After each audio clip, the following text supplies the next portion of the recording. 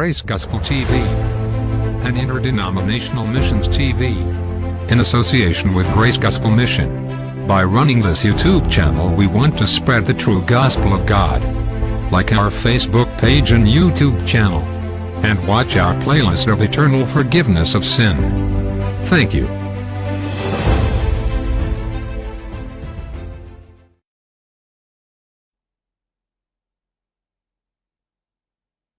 सबको जय मसीह। फिर से एक बार हम परमेश्वर के वचन में जाएंगे।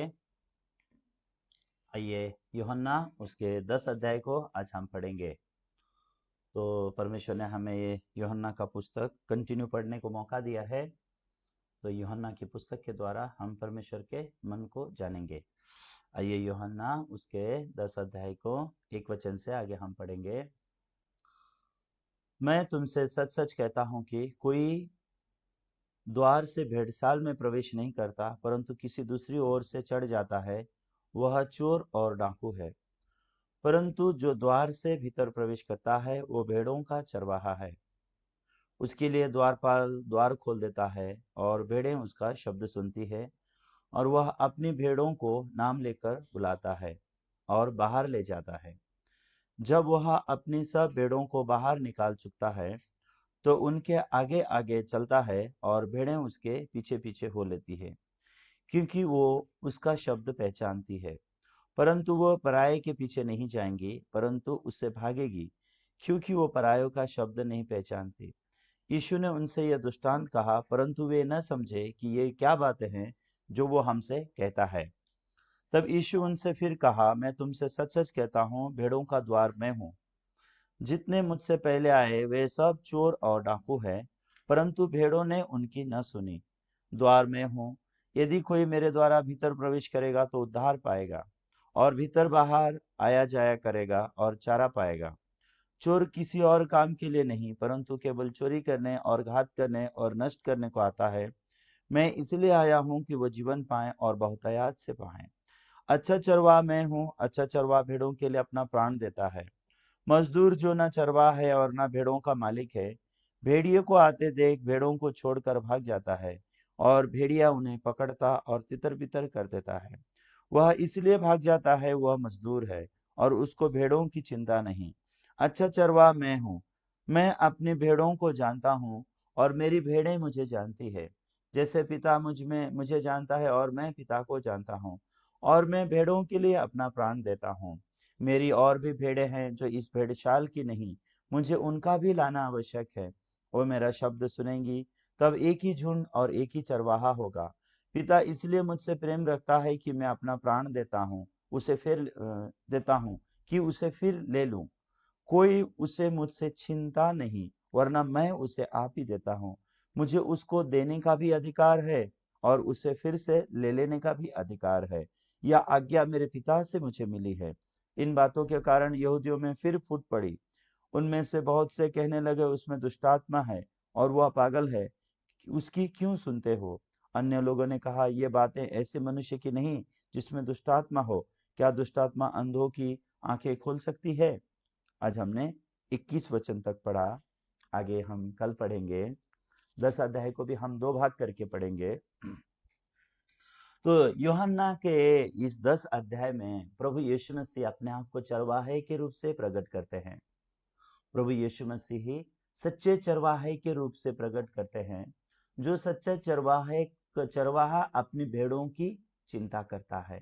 वो कहता है कि मैं अच्छा चरवाहा हूँ, जो मैं अपने भेड़ों से मैं प्रेम करता हूँ और मैं अपनी भेड़ों के लिए अपना जान देता हूँ। तो यहाँ पे बाइबल में प्रभु यीशु मसीह अपने आप को चरवाहे के रूप में कहते हैं और हमें भेड़ों के रूप में कहते हैं। लेकिन बाइबल में ये भी लिखा है कि मजदूर जो होता है वो भेड़ों की उसको चिंता नहीं रहती। किसको चिंता है भेड़ों की? वो चरवाहे को उसके भेड़ों की चिंता है। तो जब चरवाहा अपने भेड़ों की चिंता करता है, तो पिछले समय में भी हमने कहा था भेड़ और चरवाहे के बारे में। अगर भेड़ और चरवाहे के बारे में अगर आप नाता देखेंगे, तो भेड़ जो चरवाहे से भटक जाती है, तो बाइबल में हमको भटकी हुई भेड़ भी कहा गया है। तो अगर आप यशायाह उसके 53 अध्याय में देखते हैं तो आइए थोड़ा सा, क्योंकि आज हम भेड़ और चरवाहे के नाते को देख रहे हैं, इसके लिए थोड़ा सा उससे रिलेटेड बातें बाइबल में थोड़ा सा और एक दो पार्ट में देखेंगे। ज्यादा भाग तो हम नहीं देख पाएंगे, लेकिन एक दो भाग में देखेंगे। उसमें से एक भाग है यशायाह उसके 53 अध्याय का 6 वचन। वहां पे एक भाग है जहां भेड़ और चरवाहे के बारे में, यीशु और हमारे बारे में लिखा गया है। तो यहाँ पे देखेंगे तो ऐसे लिखा गया है, हम तो सबके सब भेड़ों के समान भटक गए थे, हम में से हर एक ने अपना अपना मार्ग लिया, और यहोवा ने हम सबों के अधर्म का बोझ उसी पर लाद दिया है।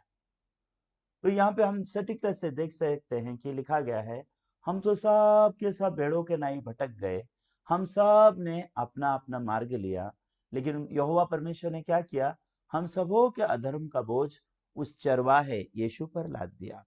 तो वो चरवाहे को अपना प्राण देना क्यों पड़ा? यीशु को अपना प्राण देने क्यों पड़ा?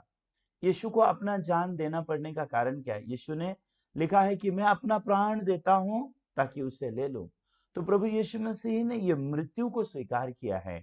क्यों? उसकी भेड़ों को अनंत जीवन देने के लिए, उसकी भेड़ों को स्वर्गीय जीवन, हमें, उसकी भेड़ मतलब हम, ओके, तो हमको अनंत जीवन देने के लिए यीशु को अपना जान, अपना प्राण देना पड़ा। तो यीशु के मृत्यु के द्वारा यीशु ने हमारे लिए अनंत जीवन ऑब्टेन किया है, हमारे लिए अनंत जीवन पाया है। इसलिए यहाँ पे लिखा है कि हम तो सब के सब भेड़ों के नाई भटक गए। ये हमारी दशा है, हम सब के सब भेड़ों के नाई भटक गए, हम सभी ने अपना अपना मार्ग लिया, और हमको जैसा चाहिए वैसा हमने जिया, हमको जैसा चाहिए वैसा हमने किया, जैसा चाहिए वैसा जिया, जैसा चाहिए वैसा किया। हम सब भटकी हुई भेड़ का जीवन को जिए, लेकिन परमेश्वर ने हमारे अधर्म का बोझ यीशु पर लाद दिया। परमेश्वर ने हमारे अधर्म का बोझ हमें नहीं दिया।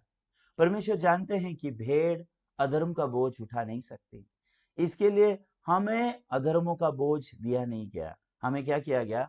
हमारे अधर्म का बोझ यीशु पर दिया गया। इसलिए यीशु जिसने कोई पाप नहीं किया, यीशु को अपना प्राण देना पड़ा।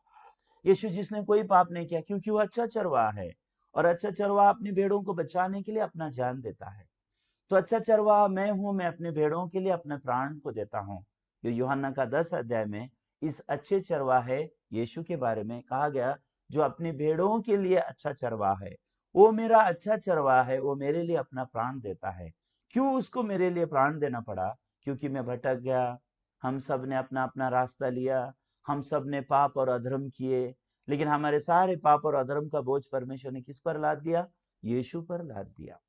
तो इसलिए यशायाह उसके 53 अध्याय 6 वचन में कहा गया है, हम तो सब के सब भटकी हुई भेड़ के नाई हो गए, हम सब के सब भटक गए, और परमेश्वर ने हमारे पाप का, अधर्म का बोझ किस पर लाद दिया? यीशु पर लाद दिया। तो बाइबल में परमेश्वर ने हमारा पाप यीशु पर लादा, हमने हमारा पाप यीशु पे नहीं लादा है। अगर हम हमारा पाप यीशु पे लादते तो क्या होता? शायद हम गलती करते, क्योंकि हम भटके हुए लोग हैं, क्योंकि हम सब अपने अपने राह में चलने वाले लोग हैं। आज इस दुनिया में बहुत सारे लोग ऐसा सिखाते हैं कि अपना पाप याद करो और पाप कबूल करो। ये लोग इतने, सच में इतना इग्नोरेंट करते हैं लाइफ को। वो लोग सोचते हैं कि उनके याद करने से उनके पाप वो लोग याद कर सकेंगे। सच में इंसान अपने पाप को सटीकता से याद करने की कोशिश करेगा तो वो अपने सारे पाप याद नहीं कर सकता। इंसान अपने सारे पाप याद भी नहीं कर सकता, और इंसान अपने सारे पाप को कबूल भी नहीं कर सकता। इस दुनिया में बहुत सारे लोग सोचते हैं कि मैंने मेरा पाप कबूल करने से यीशु मेरे पापों को क्षमा करेगा। तो ये लोग इस प्रकार से सोचते हैं, लेकिन असलियत में अगर हम देखा जाएगा तो रियली अगर हम एक एक एक एक पाप गिने, मैंने कितनी बार झूठ बोला, मैंने कितनी बार चोरी किया, मैंने कितनी बार नफरत की, मैंने कितनी बार मेरे भाई को अरे मूर्ख बोला, कितनी बार मैंने लोगों को कुदृष्टि से देखा, कितनी बार मैंने ऐसे मेरे मन में नफरत किया, मैंने कितनी बार लोभ किया, ये सब पाप है। क्या सच में ये पाप को मैं एक एक करके कबूल कर सकता हूँ? क्या मैं एक एक करके इन पाप के बारे में जान सकता हूँ? क्या मैं एक एक करके इस पापों के बारे में मुझे जानकारी हो सकती है? बिल्कुल नहीं। क्या मैं इन सब एक एक पापों को कबूल कर सकता हूँ? और मैं सब एक एक पाप अगर मैं कबूल करके मैंने अगर यीशु को देना है मेरा पाप, मुझे नहीं लगता है कि मैं वो कर पाऊंगा, क्योंकि मुझे मेरे पाप याद नहीं रहेंगे। लेकिन बहुत सारे लोग सोचते हैं कि वो अपने पापों को याद करके अगर वो प्रभु यीशु मसीह को देने की कोशिश करेंगे, वो प्रार्थना के द्वारा, विनती के द्वारा, उनके मेहनत के द्वारा वो लोग अपने पापों को याद करके उनको पापों की क्षमा के लिए यीशु से बोलेंगे, हिसाब देंगे। तो जो आदमी सच में अपने पाप याद करेगा और जो आदमी सच में अपने पाप याद कर करके प्रभु को बोलने की कोशिश करेगा, वो ये पाएगा कि मैं अपने पाप याद नहीं कर सकता। वो ये पाएगा कि मैं मेरे सारे पापों को याद नहीं कर सकता। वो ये पाएगा कि मैं अपने सारे पापों को याद करके वो पापों को मैंने वो पाप की क्षमा के लिए मैं सच में कुछ कर सकता हूँ, ऐसा मेरा दशा नहीं है। ये बात वो सटीकता से पा सकता है। लेकिन इंसान इस रीति से नहीं सोचता। क्यों? वो सब पाप कबूल करने के बारे में सोचता भी नहीं है। वो खाली क्या करता है, जितने पाप उसको याद आते हैं, फिर अंत में क्या इंसान बोल देता है पता है आपको? जाने अनजाने में मैंने जो पाप किया हो, परमेश्वर मुझे माफ कर दो। अभी जाने और अनजाने में इसने कौन सा पाप किया, ये यही जाने। लेकिन बहुत सुंदर रीति से आज मसीह लोग पाप कबूली को बहुत अच्छा पैटर्न बना के रखे हैं, और वो लोग उसी पाप को कबूल करते हैं, वही पाप हर दिन करते हैं, और उसी पाप को नहीं करने की कोशिश करते हैं, फिर भी वही करते हैं। लोग सोचते नहीं है बिल्कुल अपने आत्मिक जीवन के बारे में। अगर वो अपने आत्मिक जीवन के बारे में सोचेंगे तो अपने आप को क्या पाएंगे पता है आपको? मैं कितना भी पाप ना करने की कोशिश करूं, मैं पाप करने वाला इंसान हूं। मैं कितना भी पाप याद करने की कोशिश करूं, मैं सारे पाप याद नहीं कर सकता। जितने भी पापों की क्षमा मैंने मांगी है, वो पाप क्षमा हो गए, उसका भी श्योरेंस उन लोगों के पास नहीं होता। इसके लिए अगर उनसे पूछो आप पापी हो या पवित्र हो, आप पापी हो या धर्मी हो, वो बोलते हैं मुझे मालूम नहीं। तुम मेरा न्याय कैसे कर सकते हो? मैं मेरा न्याय कैसे कर सकता हूँ? उन लोग को ये भी पता नहीं है कि वो पापी हैं या वो धर्मी हैं। वो मरेंगे तो कहाँ जाओगे? अगर उनसे पूछोगे स्वर्ग में जाओगे, नरक में जाओगे, वो लोग बोलते हो तो परमेश्वर ठहराएगा। लेकिन ये बाइबल को अगर आप पढ़ोगे तो बाइबल में साफ लिखा है, पापी नरक में जाएगा और धर्मी स्वर्ग के राज्य में सूर्य के समान चमकेगा। ये न्याय की पुस्तक कहाँ पे लिखी है? मत्ती के 25 अध्याय में लिखा हुआ है। वैसे यूहन्ना के 3 अध्याय 3 वचन में भी लिखा है, जब तक कोई इंसान नए सिरे से जन्म नहीं पाएगा, वो स्वर्ग को देख नहीं पाएगा। बाइबल सटीकता से सिखाता है उन बातों को, लेकिन लोग उन बातों को इग्नोर करते हैं। उन बातों को अनदेखा करके उनको जो ठीक लगता है उसको लोग आत्मिक जीवन समझने की कोशिश करते हैं। इसके लिए बहुत सारे लोग स्वर्ग के राज्य से वंचित है, हालांकि स्वर्ग राज्य उनके बहुत नजदीक है। स्वर्ग राज्य पाना इतना आसान है। मैं एक बार बाइबल पढ़ रहा था, बाइबल पढ़ते पढ़ते, क्योंकि उन दिनों में मैं चर्च में जाकर के बहुत प्रार्थना करता था मेरे पाप धुलवाने के लिए, स्वर्ग में कैसे मैं जा सकता हूँ इस बारे में सोचने के लिए। और मैं बहुत दुख और तकलीफ में मैं मेरे जीवन को बिताता था। मुझे नहीं पता था इंसान कैसे स्वर्ग में जा सकता है, इंसान कैसे पापों से उद्धार पा सकता है। कितना भी पाप क्षमा मांगता हूँ, पाप क्षमा होंगे या नहीं होंगे, हुए या नहीं हुए, होंगे तो कैसे होंगे? तो जब मैं बाइबल पढ़ता हूँ, कभी कभी जुना करार पढ़ता हूँ, तो वहां पे लिखा है मेमने को जब पाप के लिए मारा जाएगा, वो मेमने का लहू वेदी के सिंगों पे लगाया जाना है। वो वेदी का वो लहू को किसी के कान में लगाने के लिए कहा गया है, किसी के अंगूठे के नखुन में भी लगाने को कहा गया है। तो मैं रोते रोते प्रार्थना करता था और बोलता था, प्रभु पिता, मैं यीशु के लहू को इधर अप्लाई करता हूँ, यीशु के लहू को इधर अप्लाई करता हूँ, यीशु के लहू को उधर अप्लाई करता हूँ। मैं इतना सारी जगह खुद अप्लाई करने की कोशिश करता था, अप्लाई करता भी था, लेकिन मेरे पाप क्षमा हो गए, ये निश्चितता मेरे मन में कभी भी नहीं आता था। सच में मुझे मेरे पापों की क्षमा के बारे में कुछ भी नहीं मालूम था। बहुत दर्द और पीड़ा में मैंने मेरे जीवन को जिया। तो लोग अपने पापों की क्षमा के लिए खुद ही मेहनत करते रहते हैं, लेकिन उनको पता नहीं है कि पाप की सजा मौत है। हालांकि बाइबल में लिखा है, लेकिन सच में मेरी नजर कभी नहीं गई। लेकिन परमेश्वर के सच्चे दास को जब मैं मिला, परमेश्वर के सच्चे दास ने सच में मेरे मन की अगुवाई परमेश्वर के वचन में की। उसने कहा पाप की सजा मौत है, ये लिखा है, और खून बहाए बिना पाप क्षमा नहीं होता, ये लिखा है। तो जब मैं बाइबल में पढ़ता था, कुछ कुछ बातें जैसे कि नए सिरे से जन्म नहीं पाओगे तो स्वर्ग में नहीं जा सकते, देख नहीं सकते, तो मेरे मन में सवाल रहता था, मैं बॉर्न अगेन हूँ या नहीं हूँ? तो मैं पास्टर लोगों को जाके ऐसे नहीं पूछता था, बॉर्न अगेन हूँ या नहीं, ऐसा नहीं पूछता था। मैं उनको कैसे पूछता था पता है आपको? मैं उनको पूछता था, पास्टर मेरे अंदर काला है, मैं बाहर से गोरा हूँ, मेरे मन का पाप कैसे धुलेगा? मेरा मन कैसे शुद्ध होगा? मैं कैसे पवित्र हो सकता हूँ? स्वर्ग में कब जा सकता हूँ? मेरे पाप कब क्षमा होंगे? मैं उद्धार कब पाऊंगा? तो उस समय में कुछ कुछ पास्टर मुझे ऐसे भी सिखाते थे, जब मैंने तुझे पानी का बपतिस्मा दे दिया, उसी समय तेरा उद्धार हुआ। लेकिन जब मैं बाइबल पढ़ता हूँ तो लिखा है पानी का बपतिस्मा हमारा पाप नहीं धोता। हाँ, बपतिस्मा है, मैं बपतिस्मा का इनकार नहीं करता, लेकिन अगर किसी ने पानी का बपतिस्मा लिया है, अगर वो बोलता है कि मैंने पानी का बपतिस्मा लेके उद्धार पाया है, वो गलत है। उद्धार पाने के बाद हम पानी का बपतिस्मा लेते हैं। उद्धार का मतलब होता है पापों से मुक्ति। पाप से एक इंसान कब मुक्ति पाता है? जब वो सटीकता से जानता है मेरे सारे पाप यीशु पे लाद दिए जा चुके हैं। मेरे सारे पाप परमेश्वर जानता है, मैं कब जन्मूंगा, मैं कब मरूंगा, मैं कितने पाप करूंगा, सब परमेश्वर जानता है। परमेश्वर अल्फा है और वो ओमेगा है। मेरे अल्फा और वो मेरे ओमेगा को वो जानता है, और वो जानता है कि उसने मेरे पाप कैसे अपने ऊपर लेना है, और वो जानता है कि मेरे पाप के लिए कैसे मरना है। वो जानता है कि अपने भेड़ों को कैसे बचाना है। तो अगर मैं यीशु की भेड़ हूं तो मेरा सबसे पहली जरूरी बात क्या है? मैंने यीशु की वाणी को सुनना जरूरी है, जैसे यूहन्ना के 10 अध्याय में कहा। लेकिन मेरे जीवन में दुख की बात यह थी कि मुझे यीशु की वाणी देने वाला कोई प्रभु का दास नहीं था। लेकिन एक बार जो प्रभु का दास आया, वो सच्चे में सच्चा चरवाहे का दास था। वो सच्चा चरवाहा यीशु उसका दास था। इसलिए उसने मुझे अपनी आवाज नहीं दिया, उसका सोच नहीं बताया, उसको क्या महसूस होता है वो नहीं बताया, वो मुझे कैसे देखता है वो नहीं बताया। उसने मुझे क्या किया? मेरे सच्चे चरवाहे का आवाज दिया, आवाज। और उसने कहा, तेरा सच्चा चरवाहा तेरे लिए मर चुका है। तेरे चरवाहे ने तेरे पाप को अपने ऊपर ले लिया है।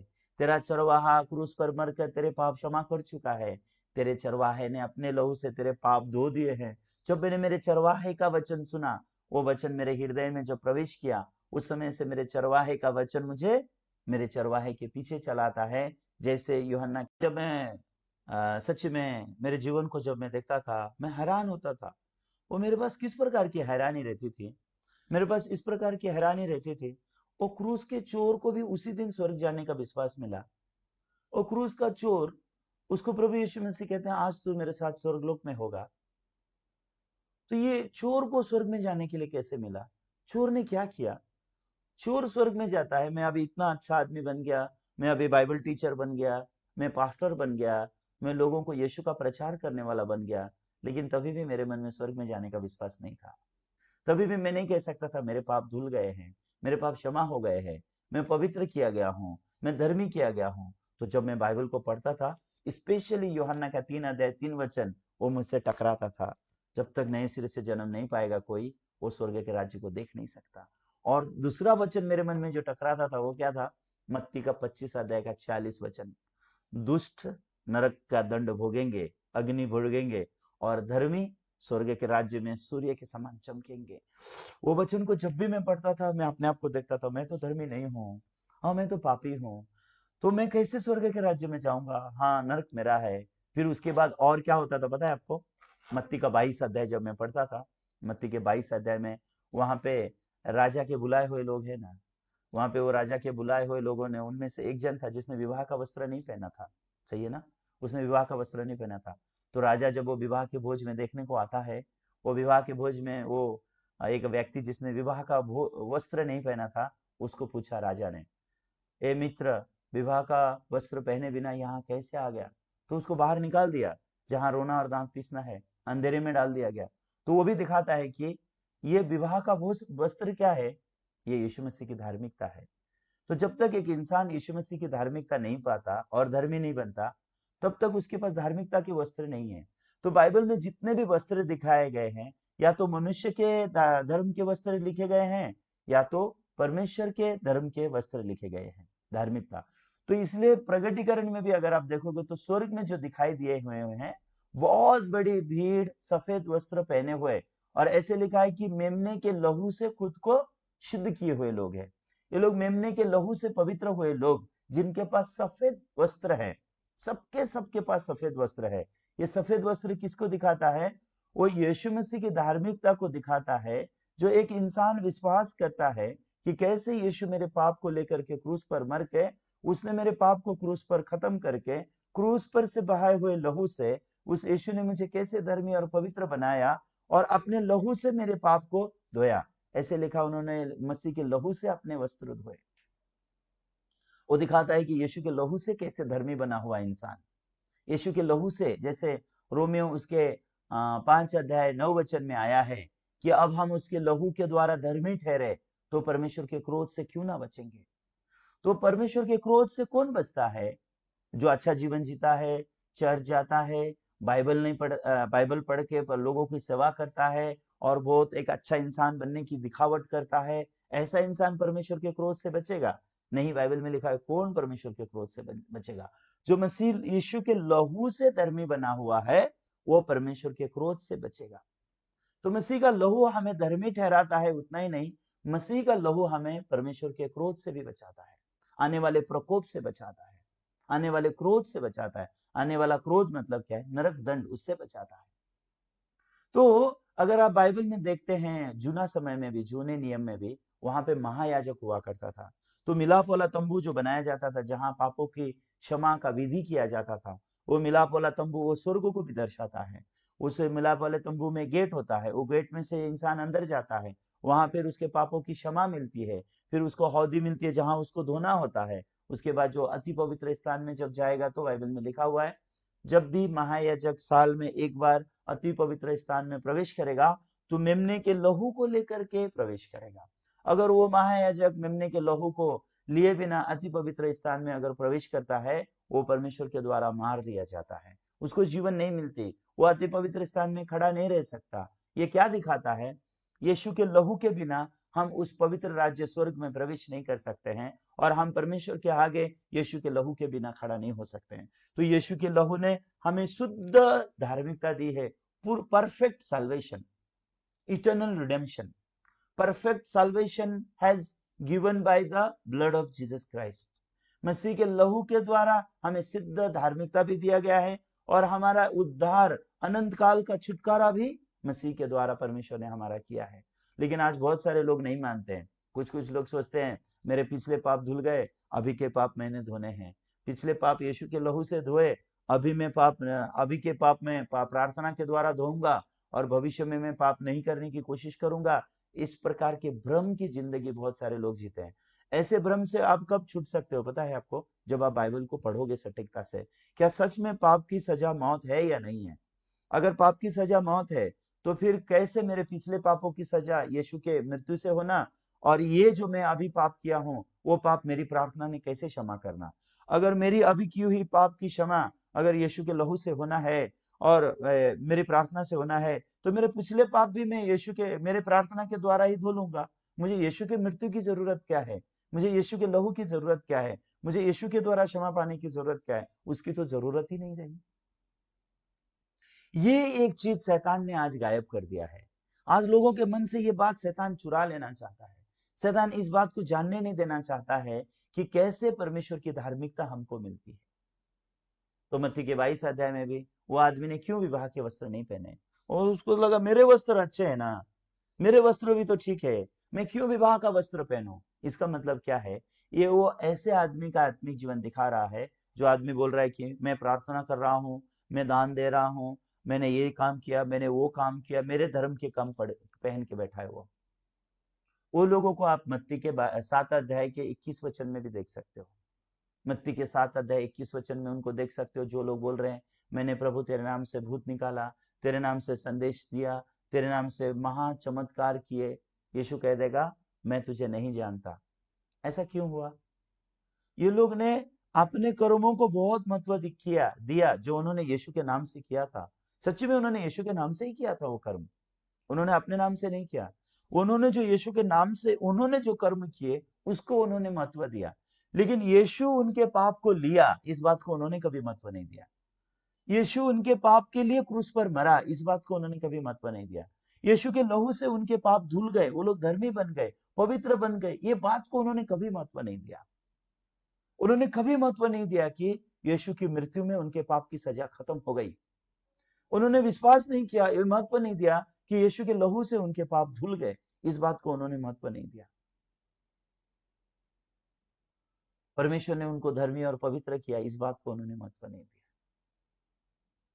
उन्होंने खाली इस बात को महत्व दिया, जैसे मत्ती के 22 अध्याय में आदमी ने अपने कपड़े को महत्व दिया। तो बाइबल में परमेश्वर की धार्मिकता यीशु के लहू के द्वारा बनी हुई है। यीशु के लहू के द्वारा हमको जो धार्मिकता मिलती है, वो धार्मिकता को सफेद वस्त्र कहा गया है। उसे ही पहन के हम परमेश्वर के आगे नंगे नहीं पाए जाएंगे, मतलब परमेश्वर के आगे हम पापी नहीं पाए जाएंगे। परमेश्वर के आगे हम पापी कब पाए जाते हैं? परमेश्वर के आगे वही इंसान पापी बन के खड़ा रहता है जिसने मसीह के लहू पर विश्वास नहीं किया है। जिसने मसीह के लहू पर विश्वास नहीं किया। वो लोग ऐसे बहाने बनाते हैं, मेरा पिछला पाप, अभी का पाप, भविष्य का पाप, आदम से आया हुआ ओरिजिनल पाप, अभी मैं जो करता हूं वो डुप्लीकेट पाप, ऐसे विभाजन करते हैं। लेकिन सारे पाप, ऐसे लिखा है, सारे पाप यीशु के लहू से ही धुलते हैं। यीशु के लहू के बिना कोई पाप नहीं धुलता। पाप की सजा मौत है और खून बहाए बिना पाप क्षमा नहीं होता। इसलिए उसने बाइबल में लिखा है, जो यशाया जो 53 अध्याय उसके 6 वचन को हमने क्या लिखा है, और यहोवा ने हम सबों के अधर्म का बोझ उस पर लाद दिया। अगर इंग्लिश बाइबल में देखेंगे तो वहां पे लिखा है, हाँ, ले, उसने हम डाल दिया, मतलब उसने दे दिया, परमेश्वर ने दे दिया। परमेश्वर ने यहोवा ने हमारे अधर्मों का बोझ उस पर लाद दिया, लाद दिया मतलब उसको दे दिया। तो कितने अधर्मों का बोझ देगा? सब, ऑल, इनिक्विटी ऑफ ऑल, आप इंग्लिश बाइबल में पढ़ सकते हैं, ऑल, ऑल ऐसा कहा गया। उसने हमारे सभी अधर्मों को उस पर लाद दिया। हिंदी बाइबल में थोड़ा सा ट्रांसलेशन मुश्किल है और मैं थोड़ा इंग्लिश बोलने में मुश्किल में हूं, लेकिन उसने हमारे सभी अधर्मों का बोझ उस पर, अधर्मों का बोझ उस पर लाद दिया। तो यीशु मसीह ने जो अधर्म उठाए हैं और उसके कारण यीशु को क्या करना पड़ा? मरना पड़ा। लेकिन एशिया की पुस्तक में अगर आप देखोगे तो वहां अगर आगे पढ़ेंगे तो वहां मनुष्य के धर्म के काम भी लिखे गए हैं। एशिया के 64 अध्याय 6 वचन में अगर आप पढ़ोगे, वहां मनुष्य के धर्म के काम भी लिखे हैं। इसलिए 6 वचन में अगर आप पढ़ोगे तो वहां लिखा है, हम तो सबके सब अशुद्ध मनुष्य के से हैं और हमारे धर्म के काम सबके सब मैले चिथड़े के समान है। यहाँ पे हमारे धर्म के काम कैसे हैं? मैले चिथड़े के समान है। यीशु के धर्म के काम कैसे हैं? सफेद वस्त्र है। तो इसके लिए मेरे धर्म के काम से मैं धर्मी नहीं बन सकता, क्योंकि वो मैले चिथड़े हैं परमेश्वर के आगे। लेकिन इंसान क्या करता है? यीशु ने जो उसके लिए किया उसको महत्व ना देके, उसने क्या धर्म के काम किए उसको पकड़ के बैठता है। मैंने भूत निकाला, मैंने संदेश दिया, मैं मिशनरी जिंदगी जिया, मैं पास्टर का जिंदगी जिया, मैंने यीशु के लिए भूखा रहा, मैं यीशु के लिए दुख उठाया, हाँ, मैं अपमान सहा, मैं जेल में रहा, मैंने इतने इतने कष्ट सहे। वो कष्ट को उसने अपने ऊपर ला करके यीशु के बलिदान को कभी भी नहीं रखा। इसलिए वो उसके मुंह में क्या भरा हुआ है, मुंह से क्या निकल रहा है? जो उसके मन में भरा है वो उसके मुंह से बाहर आ रहा है। क्या बाहर आ रहा है? तेरे नाम से मैंने भविष्यवाणी की, तेरे नाम से मैंने भूत निकाला, तेरे नाम से मैंने आश्चर्य कर्म नहीं किए क्या? उस समय मैं खुलकर कह दूंगा, हे कुकर्मी, तू मेरे सामने से चला जा, हे कुकर्म करने वाले, मेरे पास से चले जाओ।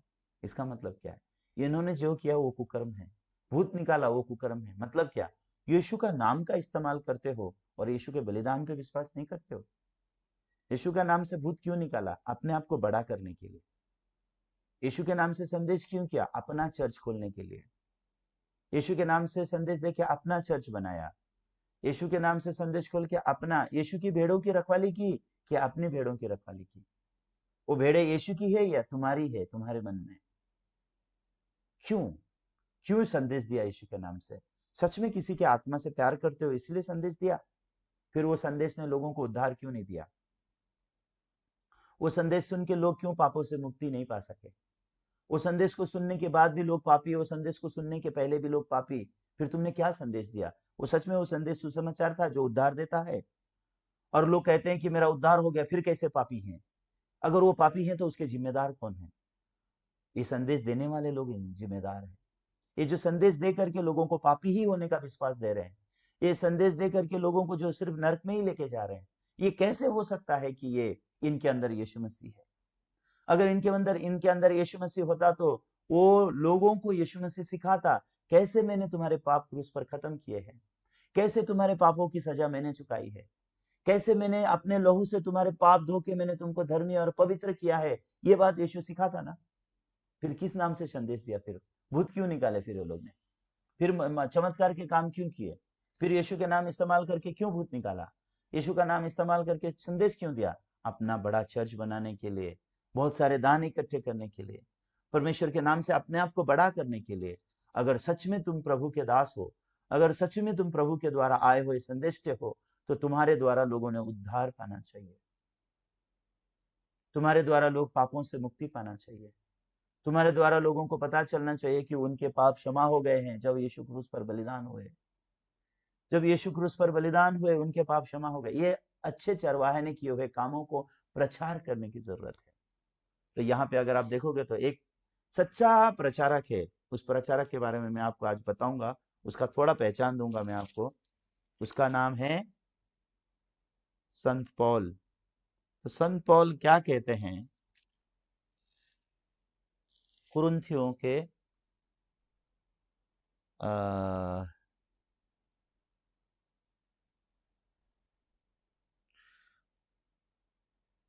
दूसरे कुरिन्थियों उसके 5 अध्याय 19 और 20 वचन में मेल मिलाप का वचन के बारे में लिखा है। इसको सुसमाचार कहा गया है। ये क्या है? अर्थात परमेश्वर ने मसीह में होकर अपने साथ संसार का मेल मिलाप कर लिया और उनके अपराधों का दोष उन पर नहीं लगाया, और उसने मेल मिलाप का वचन हमें सौंप दिया। तो ये मेल मिलाप का वचन क्या है? लोगों को बताना है कि परमेश्वर तुम्हारे अपराधों का दोष तुम पर नहीं लगाते, परमेश्वर तुम्हारे पापों का दोष तुम पर नहीं लगाते, क्योंकि तुम्हारे सारे पाप परमेश्वर ने क्या किए? यीशु के ऊपर लाद दिए। तो तुम्हारे सारे पाप जो है परमेश्वर ने यीशु के ऊपर लाद कर, परमेश्वर ने सारे पाप को यीशु पर लाद कर क्या किया है? वो पाप को खत्म कर दिया क्रूस पर। तो मुझे वो वचन नहीं मिल रहा है। पौलुस यहाँ पे बोलता है, मैं अपना प्रचार नहीं करता, मैं यीशु का प्रचार करता हूँ।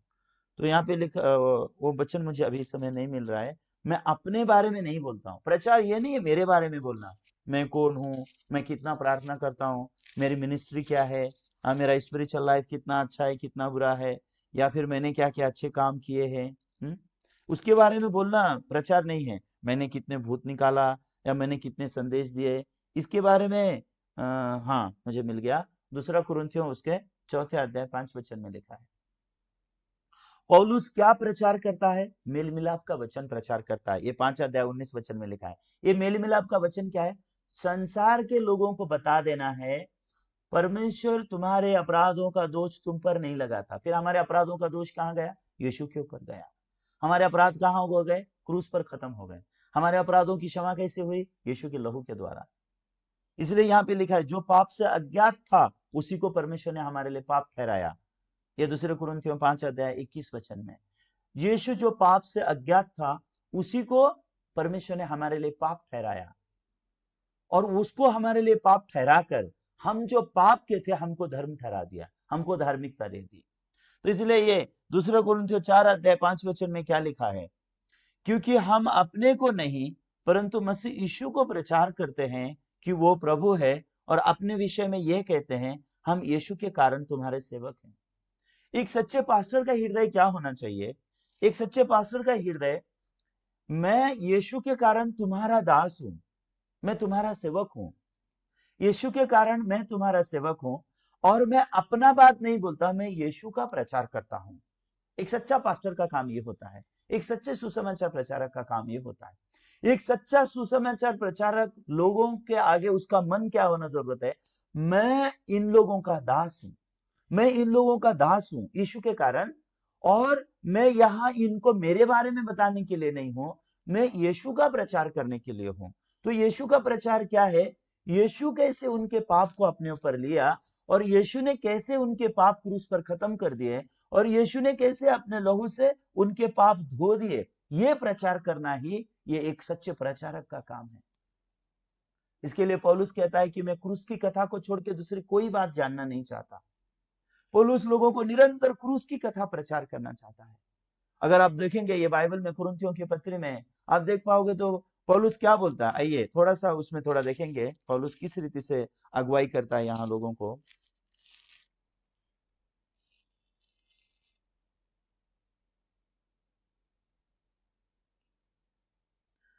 पहला कुरिन्थियों, यहाँ पे लिखा है पहला कुरिन्थियों उसके 1 अध्याय 22 वचन में, यहूदी लोग तो चिन्ह चाहते हैं और यूनानी लोग ज्ञान की खोज में हैं। यहूदी लोग हमेशा यीशु को बोलते हैं, तू क्या चिन्ह दिखाता है, क्या चिन्ह दिखाता है? यीशु ने बोला, मेरे मृत्यु और मेरे पुनरुत्थान के अलावा दूसरा कोई भी मैं तुमको चिन्ह नहीं दिखाऊंगा, क्योंकि यीशु की मृत्यु और उसके पुनरुत्थान में हमारे पापों की क्षमा और हमारा धर्मी ठहराया जाना है। जो इंसान यीशु की मृत्यु और उसके पुनरुत्थान पर विश्वास करता है, वो विश्वास करता है कि यीशु की मृत्यु में उसके पाप खत्म हो गए और उसके पुनरुत्थान की गवाही के द्वारा। क्यों?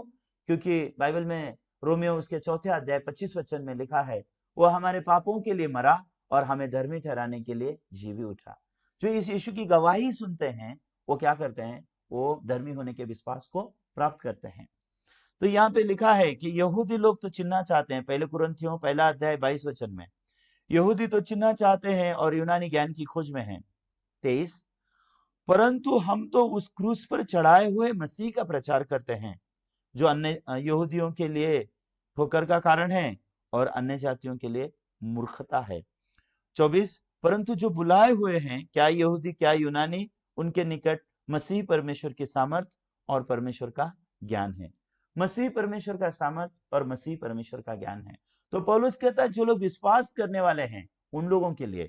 तो यहाँ पे सटीकता से लिखा हुआ है, परंतु जो बुलाए हुए, परमेश्वर ने बुला के रखा है लोगों को, जिनको परमेश्वर इस क्रूस की कथा जानने देना चाहता है।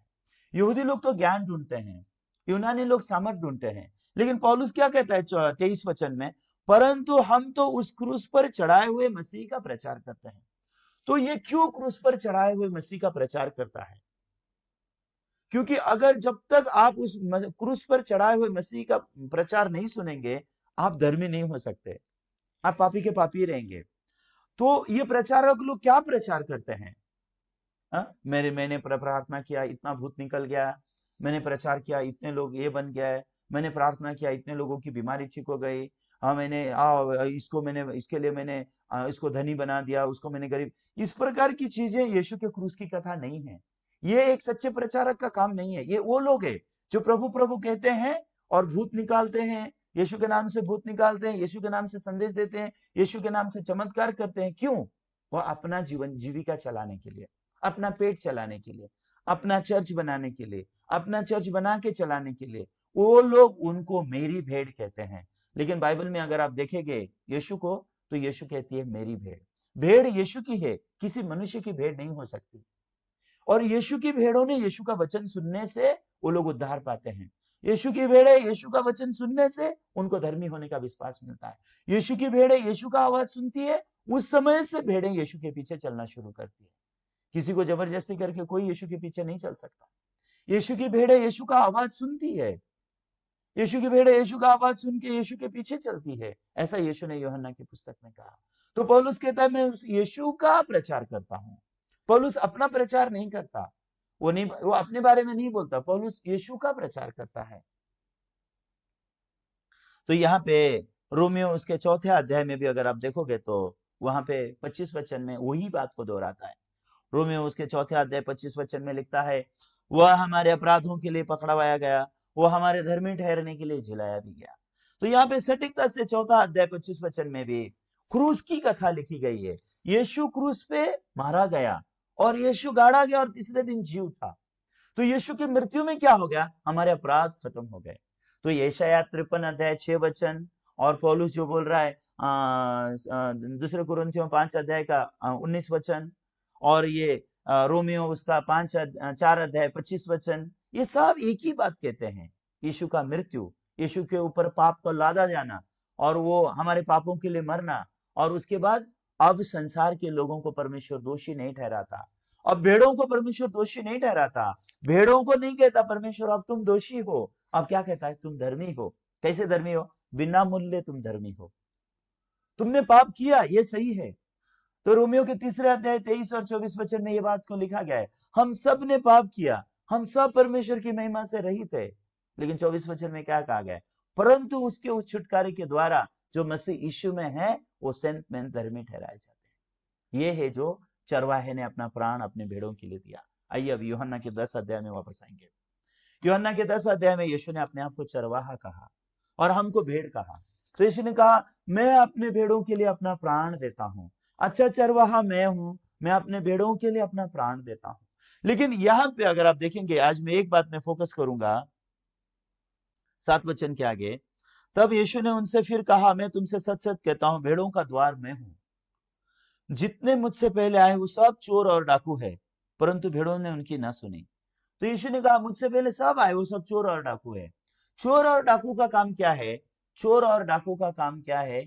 भेड़ों को खा जाना, भेड़ों को चुरा लेना, भेड़ों को खाना, ये किसका काम है? ये चोर और डाकुओं का काम है। लेकिन चरवाहे का काम क्या है? 9 वचन में लिखा है, द्वार मैं हूं, यदि कोई मेरे द्वारा भीतर प्रवेश करेगा तो उद्धार पाएगा, और भीतर बाहर आया जाया करेगा और चारा पाएगा। तो जो भी यीशु के द्वारा प्रवेश करेगा पहले वो उद्धार पाएगा।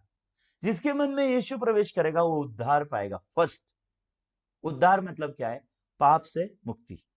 अगर आप 10 साल, 20 साल, 50 साल अगर आप चर्च में जा रहे हो और अभी भी आप पापी हो, तो आप यीशु से एक बार भी मिले नहीं हो।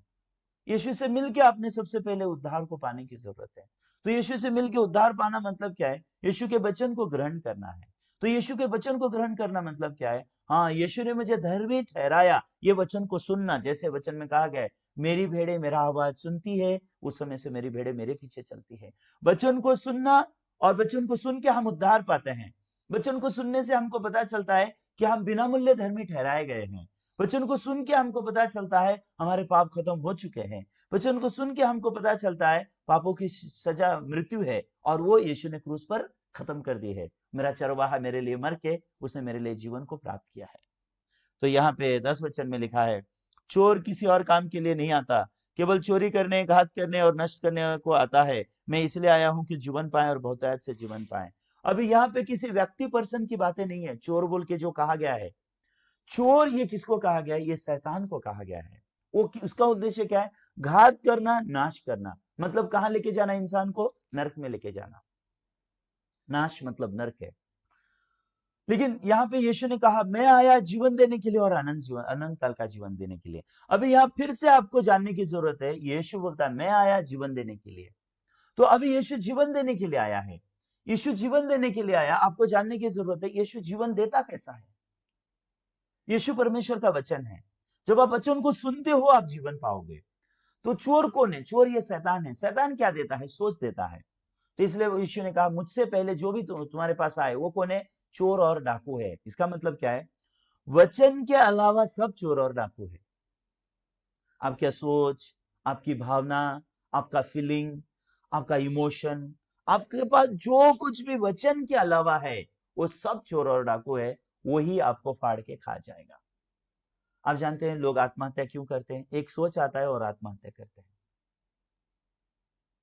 एक सोच इंसान को आत्महत्या कराता है। आप जानते हैं लोग खून क्यों करते हैं? एक सोच आता है वो लोग खून कर देते हैं। एक बार एक औरत की कहानी बता के मैं आज खत्म करूंगा। चोर और डाकू के बारे में जानिए और यीशु के बारे में जानिए। इतना ही है जो आपको सटीकता से जानना है। एक बार एक लेडीज, उसका दूसरा बच्चा पैदा हुआ था। छोटे छोटे 2 बच्चे हो गए उसके। तो बच्चा 2 महीने का था। वो लेडीज थोड़ा सा कमजोरी महसूस कर रही थी।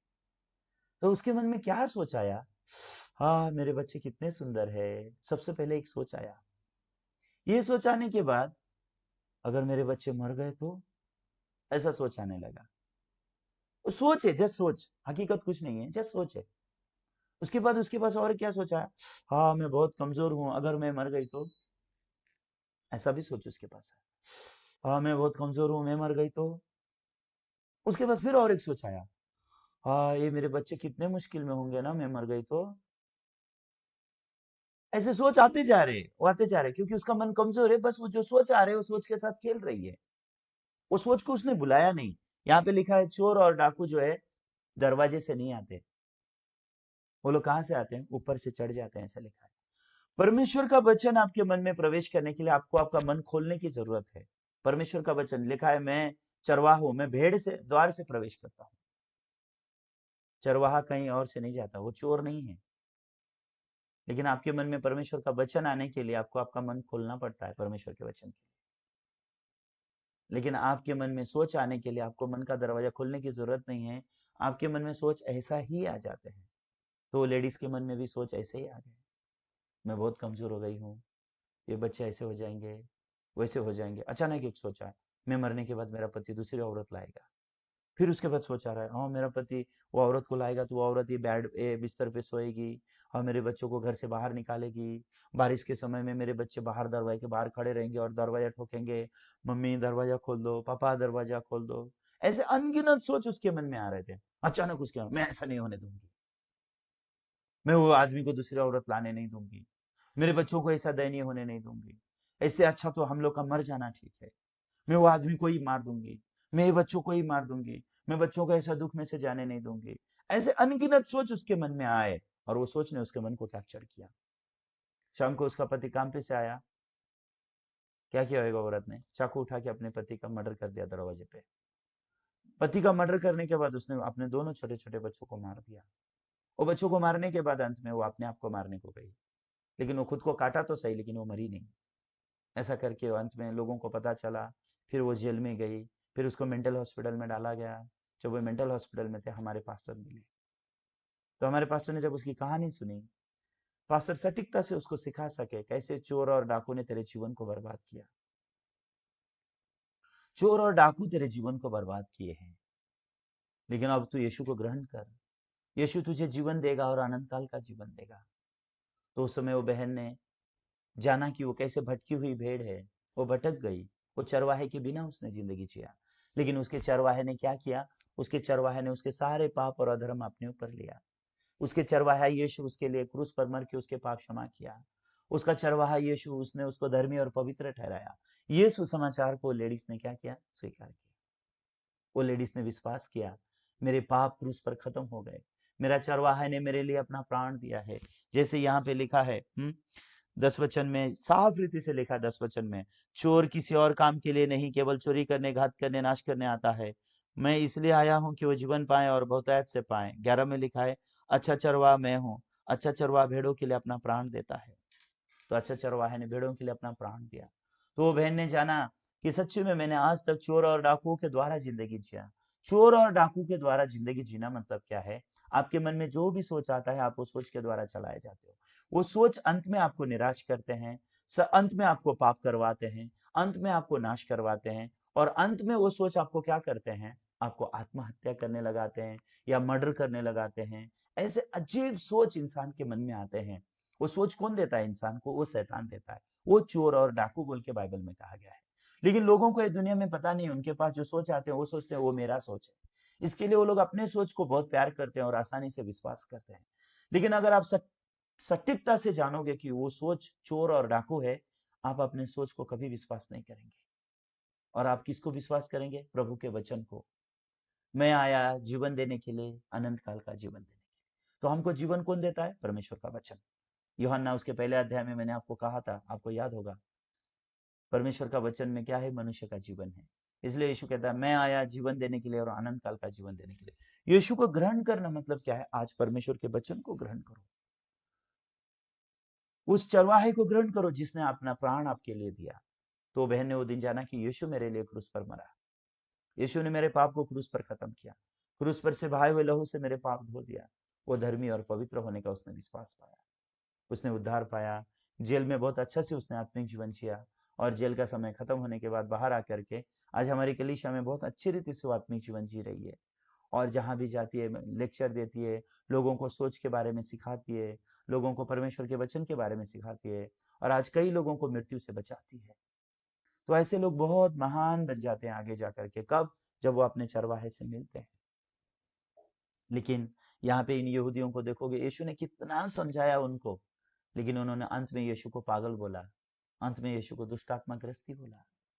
ये लोग ने अंत में यीशु को पागल बोला, दुष्टात्मा ग्रस्ती बोला, और ये लोग ने अंत तक कभी भी यीशु पर विश्वास नहीं किया। ये बहुत दुख की बात है।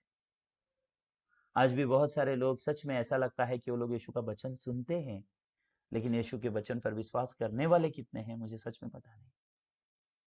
मैं आशा करता हूँ आप लोग सिर्फ परमेश्वर के वचन को ना सुने, आप अपने चरवाहे पर विश्वास करें। आपका चरवाहा आपके लिए अपना प्राण दे दिया है, और चरवाहे के प्राण देने से क्या हो गए हैं, आपके पापों की क्षमा हो गई है, आपका छुटकारा हुआ है, आपको उसने धर्मी और पवित्र किया है। आप अपने चरवाहे की आवाज को आज सुनिए। अगर आज आप अपने चरवाहे की आवाज को सुनेंगे, अगर आप प्रभु की भेड़ हो तो सुनोगे। मैं प्रभु की भेड़ों को ऐसे ही पहचानता हूँ। अगर ये प्रभु की भेड़ है, जब मैं इसको प्रभु का आवाज पहुंचा दूंगा, ये प्रभु की आवाज को सुनेगी और ये प्रभु के पीछे चलेगी। प्रभु की भेड़ें अपने मालिक की आवाज को पहचानते हैं। तो मनुष्य के मन में आने वाला सोच निरंतर बुरा है। अगर कोई भी पास्टर अगर आपको मनुष्य की बातें बताता है और वो परमेश्वर का वचन नहीं बताता, वो सुनने पास्टर का काम नहीं है वो। इस तरीके से उसने अपनी बातें नहीं बताना है, उसने सटीकता से यीशु मसीह के सुसमाचार को प्रचार, कैसे यीशु हमें उद्धार दिया है, कैसे दूसरे लोग उद्धार पाए हैं। और वो पास्टर के पास अपनी खुद की उद्धार की गवाही होने की जरूरत है। मैं कैसे पापी होने के बात को जाना, कैसे मेरे पाप क्रूस पर खत्म हो गए ये बात को मैंने जाना, कैसे मेरे पाप की सजा खत्म हो गई, कैसे मैंने नए सिरे से जन्म पाया और कैसे मैं धर्मी और पवित्र बना, ये गवाही भी एक प्रचारक के पास जरूरी है। इसीलिए हर एक संदेश हमको उद्धार देता है ऐसा भी नहीं है, लेकिन लोगों को शैतान ने ऐसा धोखा दिया, बस जब देखो तब वो लोग बोलते हैं आशीर्वाद चाहिए, आशीर्वाद चाहिए, हीलिंग चाहिए, हीलिंग चाहिए। अगर आप अपने मन में यीशु से मिलेंगे, अगर आप सच में पापों की क्षमा पाएंगे, आपके हृदय में यीशु मसीह का जन्म होगा, आपके हृदय में परमेश्वर का वचन आएगा, क्या आप भूत से नहीं निकल जाओगे? यीशु आपके अंदर आएगा तो क्या भूत आपके अंदर रहेगा? नहीं। लेकिन आपके अंदर का भूत चला गया, लेकिन यीशु आपके अंदर नहीं आएगा, आप कहाँ जाओगे? स्वर्ग जा पाओगे? नहीं। पापी हो तो आप नरक में जाना होगा ना। यीशु आपकी जिंदगी में आके क्यों आपको आशीषित नहीं करेगा? आपको खुशी और शांति क्यों नहीं देगा? मैं सच में आशा करता हूँ आप परमेश्वर से महान अनुग्रह को पाएं, अपने चरवाहे की आवाज को सुने। हाँ, मेरे चरवाहे का आवाज ये है। हाँ, सच में मेरे चरवाहे ने मेरे लिए सब कुछ पूरा किया है, और मेरे चरवाहे ने मेरे लिए अपना प्राण दिया है और मेरे पापों की क्षमा करके मुझे धर्मी और पवित्र बनाया है। अपने चरवाहे की आवाज को सुन के आप अपने चरवाहे के पीछे चलने का आत्मिक जीवन जिए।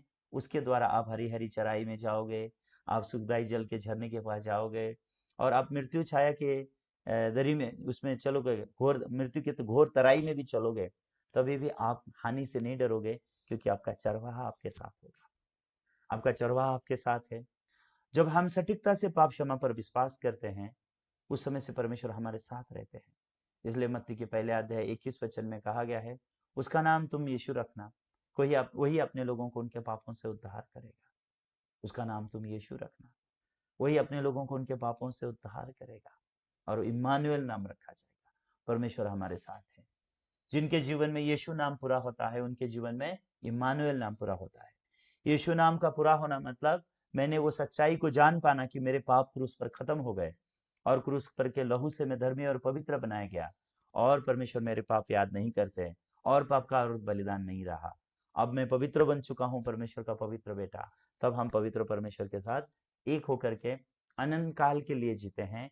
ये हमको कोई अलग नहीं कर सकता। इसलिए रोमियो के 8 अध्याय में पौलुस ने कहा है, कोई भी हमें परमेश्वर के प्रेम से अलग नहीं कर सकता, जो मसीह यीशु के द्वारा है। तो मैं विश्वास करता हूँ, यीशु मसीह के द्वारा अगर आपने नए सिरे से जन्म पाया है, कोई आपको परमेश्वर से अलग नहीं कर पाता। मैं आशा करता हूँ ये अद्भुत जीवन आप जिएंगे। आइए प्रार्थना करें। हमारे स्वर्गीय पिता, आपको धन्यवाद देते हैं आपके मूल्यवान प्रेम के लिए जो आपने हमसे किया। परमेश्वर पिता, सच में आज कई लोग हैं जो ये सत्य को नहीं जानते, उन्होंने अपने चरवाहे की आवाज को नहीं सुना है। आज इस फेसबुक लाइव के द्वारा, यूट्यूब लाइव के द्वारा जो उनके चरवाहे की आवाज उसकी भेड़ों तक पहुंचाई गई है, मैं विश्वास करता हूं उसकी भेड़ें उसकी आवाज को सुनेंगी, और उसकी भेड़ें जान जाएंगी कि उनका चरवाहे ने अपना प्राण उनके लिए दिया है, और अपना चरवाहा उनके लिए मर के उनको धर्मी और पवित्र बनाया है, और उनका चरवाहा उनके पास जीवन देने आया है, और अनंत काल का जीवन देने आया है। और वो चरवाहे की मृत्यु में उनके पापों की क्षमा खत्म हो गई है। चरवाहे के लहू के द्वारा उनके पाप धुल गए हैं।